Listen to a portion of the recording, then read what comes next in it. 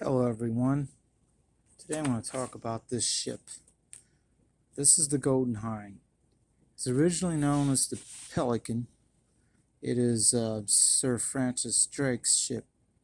He's the first guy, or English guy, to circumnavigate the globe, and only the third person to do it. Did it in a single expedition. Anyway, this particular ship, he had 5 ships. He left in 1577. It's originally called the Pelican. He changed the name to the Golden Hind because his patron, or one of them, Sir Christopher Hatton, his family crest is the Golden Hind, which is a female deer. Now, this particular ship was a sailing ship. It's 102 foot long, about 20 foot across beam, and a 9-foot draught. Weighed 100 to 150 tons. Its displacement was 300 tons, so it's not a very big ship, really. And it had 22 guns. And when he left in 1577, he left with 5 total ships and a complement of about 164 officers. Now, I have a second coin that has a different look at the same ship, different angle. But this is a better looking coin, so we'll just hold this up while we talk about this.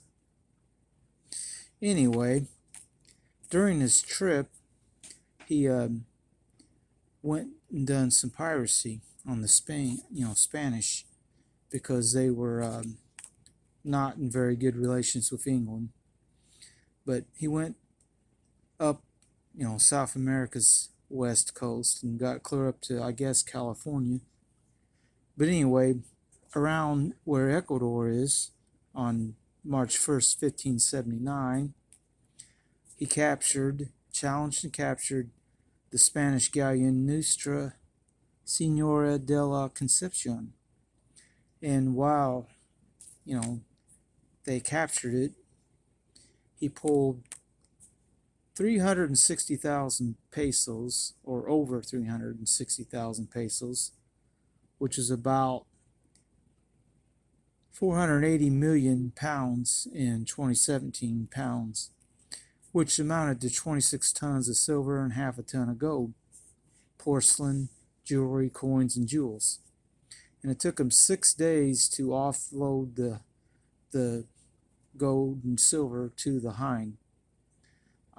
When they got back in 1580,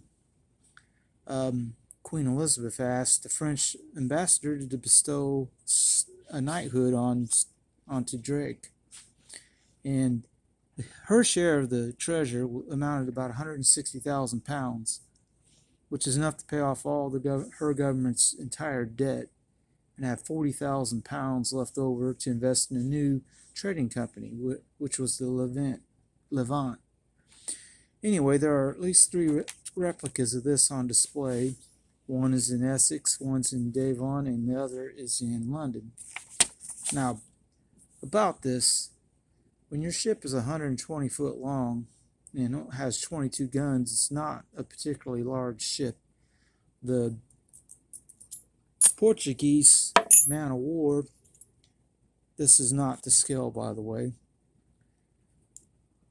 This particular ship here would be about 200 foot long, or just under 200 foot long, and have 56 cannons, including 44 for broadsides. This one having 22, I assume, is 11 on each side or something like that. It doesn't, haven't been able to, there was no information about how the guns were on this. But a lot of this information came from reading about Wikipedia. I thank them for having this stuff, because a lot of this history is, hard to find a lot of good information on. But anyway, I thought the ship itself is kind of interesting look to it, and it's the fact that it's only about 100 foot long ship. It's pretty small, and they sailed this thing all the way around the world.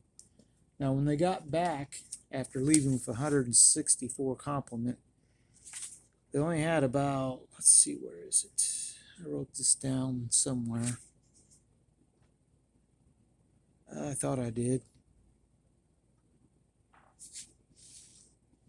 I think I only came back with about 80 guys, 80 of them.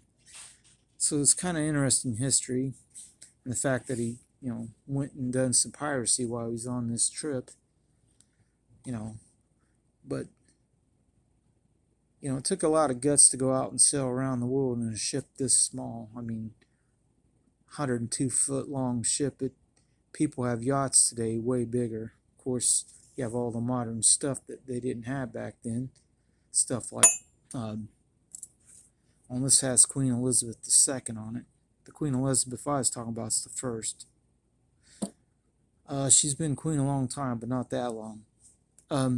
Anyway, the ship being 102 foot, and I think the other 4 ships that he left with were all smaller, because this one usually had about 80 to 85 men complement on it. So that means the other 4 ships had about 80 people total. So it's a pretty small amount of people to go out and try to sail around the world. And they made it back and, had a grand adventure, I'm sure. But that's my video about the Golden Hind.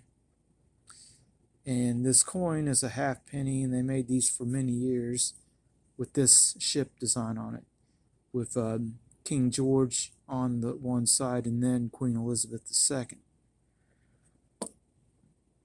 It's an interesting coin. It's not real valuable, but it does depict the ship quite cool, quite well. In this particular example, you can kind of see the look of the ship quite well.